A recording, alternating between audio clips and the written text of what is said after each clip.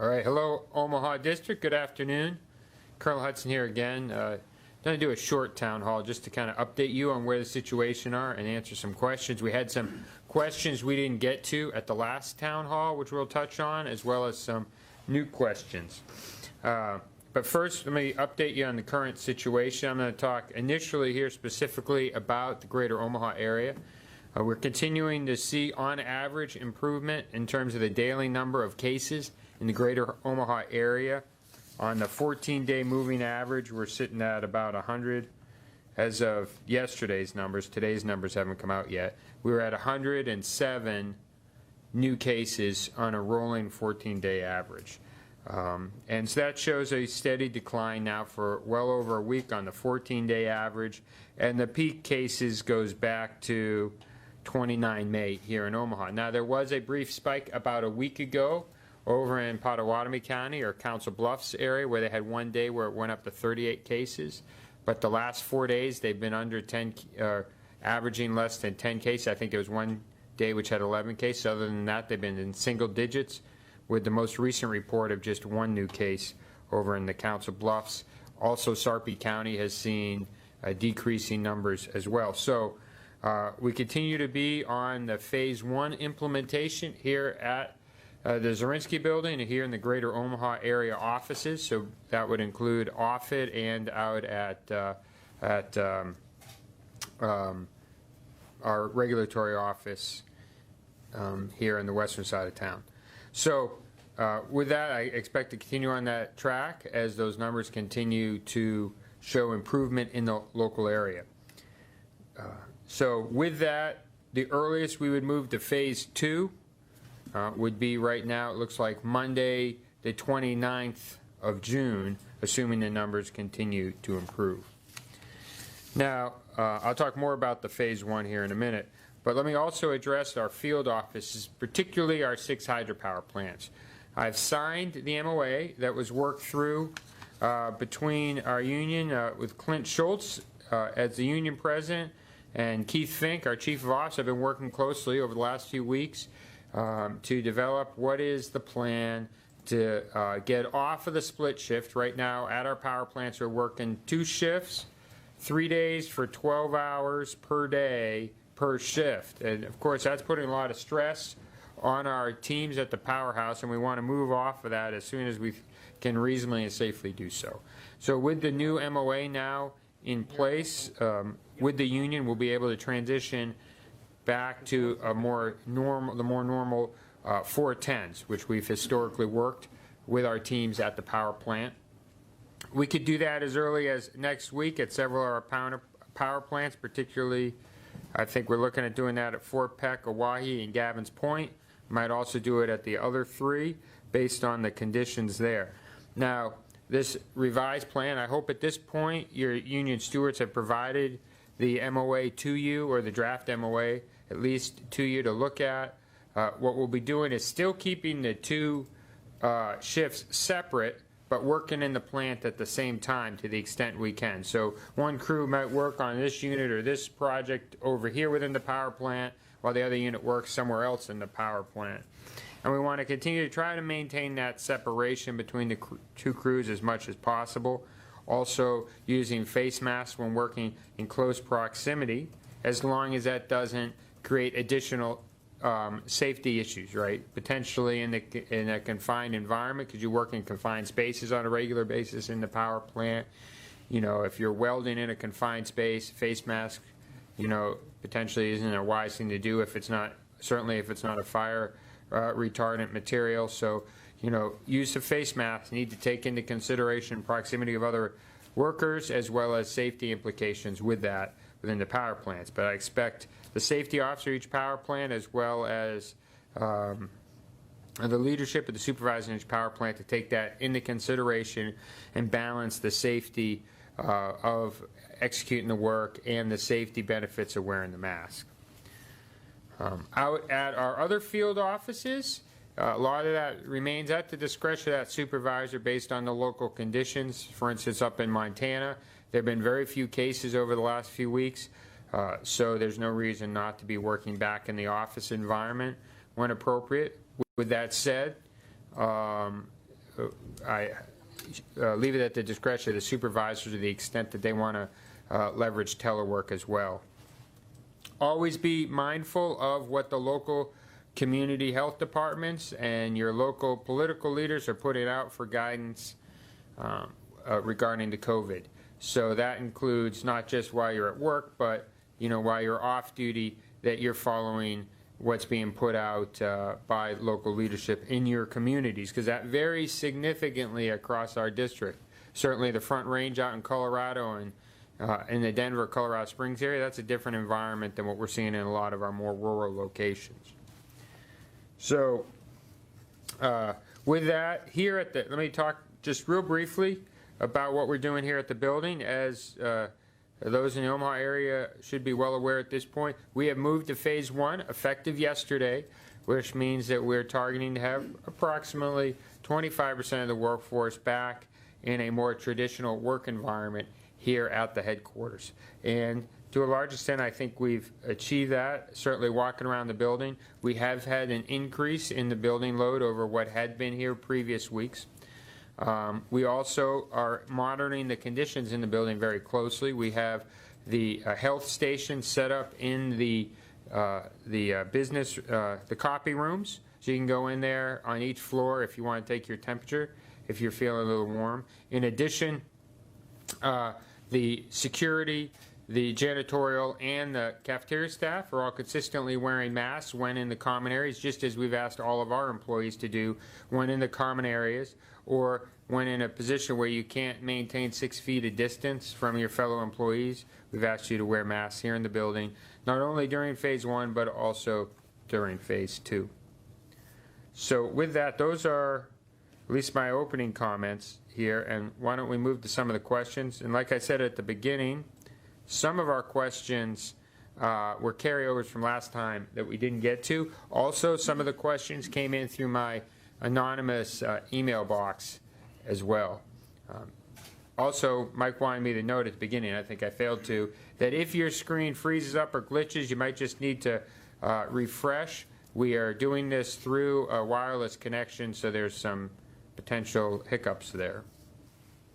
Okay, can you hear me through the sound? Okay. Yep. All right, sir. Just the first question here. During this face mask wearing, are we still requiring employees to display their CAC card with lanyard or equivalent? Yes, to go in the building, down on the first floor, first you need to show your ID. Now the guards are no longer going to take the ID and flip it over like they have in the past. They just want to see it. They might ask you to flip it over to see the back side, but they want you to maintain a 6-foot distance from that when you show your ID. As you walk around the building, yes, we still ask you to still display your ID. I got mine right here.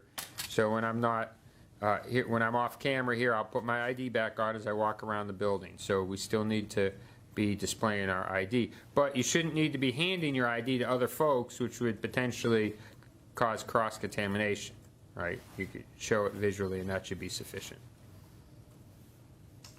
Okay, will the fitness center reopen, and if so, when? Yes, it will reopen. Now, when it reopens is still an open-ended question. However, we're looking at opening up when we go to phase 2, potentially at the end of the month. And so we've been discussing that with the GSA team. There'll likely be, as with any fitness center now, you go to lots of signs with lots of guys and gets transmitted through ventilation systems, right? We wear the masks not to prevent it from being, because it's airborne, but so that we're not cross-contaminating each other with our breath and the moisture in our air, which will fall to the ground, you know, after 6 feet, or some argue maybe that's more than 6 feet or less than 6 feet.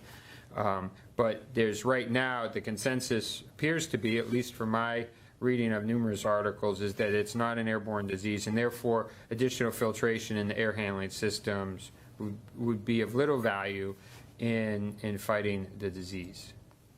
Now, if conditions change, more science comes along, we'd certainly revisit that. When will you allow the powerhouse maintenance crews to go back to normal schedule? Being forced into working 12-hour days is taking its toll on some team members. We are adults capable of taking appropriate precautions of hand washing, 6-foot distancing, staying home when sick, etc. without the need for this mandated schedule change? Well, I addressed some of that up front, and we are looking to do that. We now have, within our union agreement, anytime we change working conditions, we have to come to an agreement. So we've been working closely with Clint Schultz on that. He's been great to work with. And I think we have the new MOA. It's signed. I signed it earlier today. And so we're now in position we can come off of the split shift. We still, like I mentioned, going to keep 2 separate shifts, but still working at the same time and get back to the traditional 410s. That could happen as soon as this next week on Monday. Keith Fink is working with your respective OPMs at the 6 powerhouses to work out the specifics of that. But I acknowledge, it has been a stressful couple months working these 312s, and that is a challenge, not just within the work environment, fatigue in the work environment, but also the stress that brings on the families outside of work. Please help us to understand the logic behind the gating mechanism for the reintegration phases. Specifically, why was it decided to use a 14-day decrease in the number of new cases for the gating measure? That is still an overall increase in the number of COVID cases, which is an overall increase in exposure risk. Why didn't the district use a 14-day period of no new cases as the gating measure? There seems to be an overall mentality of everyone wanting to get back to normal, regardless of what the cases numbers look like, and asking everyone to accept higher risk. Okay, so with the 14 days, that comes from the guidance that we've been receiving that both the CDC has put out as well as DOD, and they gave us 3 criteria, right? One was the number hospitalization, bed space available within your community. Another was the rate of increase, and the third was also 14-day period of 14-day period of decreased number of cases. Decreased number rate. So it's both the rate and the number. And so, total number, in the question it said, well, the numbers keep going up, so my risk is greater. Well, not necessarily, because you have folks who are recovering, right? So, it takes about 2 to 3 weeks for the disease to run its course with individuals. So as you look at the trackers, the dashboards, which are available in the community, it shows how many cases have been identified, how many folks have recovered from the cases. It gives you the rate of when new cases are coming on. So the total number of active cases is decreasing if the number of new cases is also decreasing over time. But the 14 days is driven from the guidance we received from the CDC, from Department of Defense, through the Corps of Engineers, and is consistent with that. Did I address, there was a bunch in that. Did I address all the questions in there? I think I got. I think they're more focusing on whether the 14-day average versus the decrease. So, there's always, I think we'll have COVID cases happening on a regular basis in small numbers for the foreseeable future, right? Even once a vaccine, like the flu, even once a vaccine comes along, it's probably not going to be 100% effective. And so I don't think the measure can ever be, 14 days of no new cases, or otherwise we'll never be back to work. It has to be showing a demonstrated decline, right? What was the objective 3 months ago? It was all about flattening the curve so our medical communities would not be overwhelmed. So we wouldn't have the same experience that we've seen in Italy. Systems were absolutely overwhelmed. And as a nation, for the most part, maybe New York might be an exception, or a couple other locations, but for the vast majority of our nation, we've effectively achieved that. We've had flattened the curve. Right now, hospital beds here in Omaha, in the state of Nebraska, 70% of ICU bed space is currently available. And I think it's just under 50% of the regular hospital beds space is available in our medical facilities. So those objectives have been met, and with the precautions and the safety measures we're putting in place, such as an increased cleaning within the building, ready available hand sanitizer, on how we're going to get after adjusting telework guidance, policy, how we're going to implement that in the future. Because certainly, I think we've learned several things over the last 3 months or so with regard to telework. One, as a workforce in general, most individuals are equally productive. Some may even be more productive within the workforce. And so at an individual level, there's certainly a lot of there's a strong case to be made for increased telework. And I think that's generally agreed upon among the corporate board and the senior leadership. Now, with that said, there are also negatives with telework. And a lot of that goes back to both coordination, the building of teams, right? Team building and development of a PDT and that working relationship. Most of those already existed before we went into this max telework environment. As we go into the next fiscal years, how do you do the whole forming, storming, and norming of teams when we have a significant portion of the time or a significant portion of the team is in a telework environment? I'm concerned about that. You know, as we start new PDTs, as we start the FY21 program, are we going to be as effective and efficient in delivering the program as we have been here in FY20 with teams that were largely already established before we went into COVID environment? So that's kind of in the short term, the team dynamics that are a concern. But in the much longer term, as we look at district culture, I'm concerned about the long-term implications if we go to a largely teleworked organization, or at least at the headquarters facility within the engineering community, and you really start to lose the core family culture if we're not deliberate and intentional about that. Now, that doesn't mean that we can't increase telework and still maintain the culture, but we need to understand that there are both pros and cons to that. And that's what the corporate board is going to be working through, what we're going to be debating. We'll probably do surveys and other things to get people's feedback within the organization in the months ahead. But we're going to take these lessons that we've learned last 3 months, and it will result in a revised telework policy. Now, I don't intend to revise the telework policy in the 3 weeks or so that I have remaining in command. I think it's more appropriate that I leave that to Colonel Himes to really work through the corporate board, but I've certainly conveyed to him some of my thoughts on that, and will continue to as we do the transition in the weeks ahead. The corporate board and I, like I said, have talked extensively about that. So you will see changes to that. We will leverage telework, I'm sure, as an agency to a greater extent than we did pre-telework in the future, but I think the specifics are really yet all to be ironed out. Sir, this one is somewhat similar to the last one, but I'll go ahead and read it and see if there's anything else you want to add. During one of the commander's town hall meetings during the COVID-19 pandemic, a question was asked about whether the availability of telework would be increased for Omaha District even after the pandemic has ended. The questioner pointed out that the district was still than others, but the districts that are in the larger urban centers, such as New York, there at the Capitol, their Baltimore district, or headquarters, USACE, certainly have leveraged it more. And at least from my experience when I worked, both at DLA, Defense Logistics Agency there in DC, which leveraged telework a fair bit, as well as at headquarters USACE, is over time, the more people start using telework, the more it gets abused as well. I think in general, here in the short run, folks see this telework as an opportunity to prove themselves. Hey, I can work telework because I want more telework earlier. So there's been a lot of self-disciplining going on within the organization, which has enabled us to get after our mission very effectively. But I certainly saw plenty of cases in my time in D.C., in my 2 different tours there, with individuals taking advantage of the system, which is one of the big fears that has led to us not leveraging telework more in the past than we have. So as we develop this policy, that's going to be a key issue going forward. Okay, sir, this one's a little long, so I'll try to get through it here.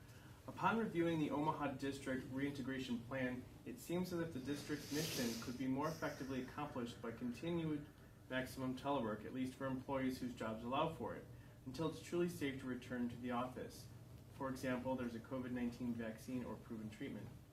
The distractions of donning and doffing a face mask every time one leaves their cubicle, constant disinfecting of touched areas, etc., will make many employees less efficient or effective than they can be when teleworking, especially when continued use of virtual meetings is encouraged even for employees in the office. Additionally, even in their cubicles, most employees won't meet the CDC's minimum 6-foot social distancing recommendation. How will this concern be addressed? Although science is still incomplete, it seems clear that just a cubicle wall is ineffective at preventing spread of COVID-19, especially if the time of potential exposure is long, for example, an 8-hour workday. Okay. Well, as far as the end part of the question, the cubicle, I don't really know the answer to that question. I'd have to look into that. In the first, what was the first part there again about? Well, they were asking about just being efficient with having to take Yeah. on and off. So, yeah, I mean, there's certainly some, I mean, it's a habit. You end up getting in a habit, right? We all get in a car, everybody just automatically buckles their seatbelt, right? I mean, so there is a habit element to that. And I work here in the building essentially every day, and I've gotten used to just put my mask on and off, and it just becomes habit. So I think folks will adapt to that real quickly, and I kind of mentioned this on an earlier comment. We can't wait as an organization until there's a zero COVID cases. And in fact, right now, your risk, if you look at annualized percentage risk of death from COVID, it's a third of accidental death. Here in the nationally, 70 people out of every 1,000, or it was 100,000, out of 100,000 will die every year in an accident. Right now, that number is, I think, 27 for COVID in the Omaha area. So that's basically a third of the number of cases, or a third the risk of accidental death. So, we live in a world that has all kinds of risk around us. On that, Scott? I did send an email to the chiefs. Okay. The new appendix for what right now they're pushing out is the green states. They're going state by state. So if you're going from one green state to another green state, that you don't have to do an exception to policy through the commanding general to do that TDY. So that everybody could hear that. So the guidance has all the states are listed in either green states or red states. So if you're going from green state to green state, you don't need to do an exception to policy and get it up through General Hemlinger for signature. We can just do those TDYs. So Omaha right now is a green state. And so I think most of our district area is all green state. So we can travel within our district boundary without an issue and go TDY. But if you were to go to a red state, what would be a red state in this case? Minnesota right now has a spike of cases. So if you're going to go TDY to Minnesota, that would be an issue, and we need to get the appropriate permissions. And depending on the severity of cases, we might include quarantine as part of it on return, or vice versa. So there's going to continue to be an evolution on the guidance that comes out regarding travel, both domestic and overseas travel, for official business. But if it's mission essential, we can get approval to practically go almost anywhere. So it just depends on what level of approval we have to go up to. Okay. Okay, I don't see any additional questions, sir, but there was a reminder about coming into the building being asked to pull your mask down if you go in the south doors. You may have mentioned that, but also they're going to ask you if you read what was posted on the door. Just a general kind of information about passing through that particular entrance. Yeah, so the south entrance is, we traditionally consider the public entrance to the building, right? Staff entrance, staff can enter from both the north or the south entrance, but traditionally we look at the north entrance as the employee entrance and the south entrance the public entrance. But if you come through the south entrance, you'll be asked to just put your mask down, show your face, and then put it back up. All right. So, okay. With that, I appreciate you taking the last 30 minutes or so to listen to today's town hall. I'll give you another update here, probably in about 2 weeks. The change of command remains on schedule for 8 July. Colonel Himes is now here in town. I've begun my transition with him, and he will take the helm there on 8 July. That'll be a virtual ceremony televised over Facebook Live to all the employees across the district and available to the public to watch as well. So I encourage you to watch that, and it should be a good event. Only a small number of individuals will be there in person here in the building for the ceremony. So with that, I appreciate the tremendous work you all are doing. As we wrap up third quarter here at the end of June, we'll start that press of fourth quarter. We still have a significant amount of district mission left to execute, but I know you all continue to press hard to get your piece done. That'll help us to get contracts awarded, to get RFPs out on the street, to get projects through the source selection board, so we can get our full program awarded here by 30 September. So thanks for your great work, and I will keep you posted as the environment changes.